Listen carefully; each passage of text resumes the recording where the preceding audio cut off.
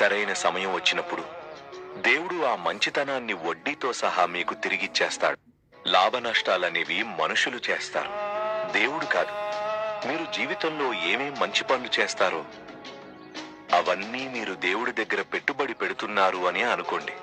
సరైన సమయం వచ్చినప్పుడు దేవుడు ఆ మంచితనాన్ని వడ్డీతో సహా మీకు తిరిగిచ్చేస్తాడు. లాభనష్టాలనేవి మనుషులు చేస్తారు, దేవుడు కాదు. మీరు జీవితంలో ఏమేం మంచి పనులు చేస్తారో అవన్నీ మీరు దేవుడి దగ్గర పెట్టుబడి పెడుతున్నారు అని అనుకోండి.